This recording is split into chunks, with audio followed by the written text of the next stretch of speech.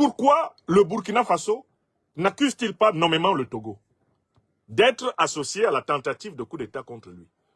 Si le Burkina Faso ne le fait pas, cela veut dire que les autorités burkinabées savent que Paul-Henri Sandaogo Damiba n'a pas agi avec l'approbation des autorités togolaises. Écrivez ça. Et il faut que tout le monde ici fasse preuve de bon sens. Le président Ibrahim Traoré n'est pas quelqu'un. Le gouvernement d'Ibrahim Traoré n'est pas un gouvernement de flagorneurs. Ce n'est pas un gouvernement de biaiseurs. Ce n'est pas un gouvernement de langue de boisistes. D'accord? Si lui, il n'accuse pas la République togolaise, il ne faut pas se précipiter à l'accuser. Maintenant, il faut se demander, mais quel est le statut de Damiba? Quelle est la nature du séjour de Damiba en République togolaise? Alors là, première hypothèse. Lorsque Damiba a été renversé,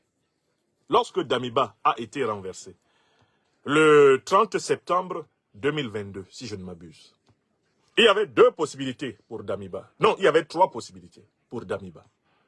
La première possibilité, si Damiba, alors lieutenant-colonel de l'armée, essayait de résister militairement, c'était de trouver la mort, là où il s'était replié.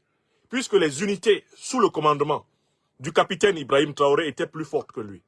Damiba et ses proches compagnons auraient probablement été tués dans le cadre de la rectification de la révolution. Ça, c'était le premier cas. Deuxième cas, Damiba aurait pu être arrêté. Et par conséquent, il aurait pu être emprisonné au Burkina Faso par le capitaine Ibrahim Traoré et ses hommes, qui maîtrisaient la situation et qui avaient le soutien massif de la population. Ça, c'était le deuxième cas. Et puis, troisième cas, Damiba devait être exilé.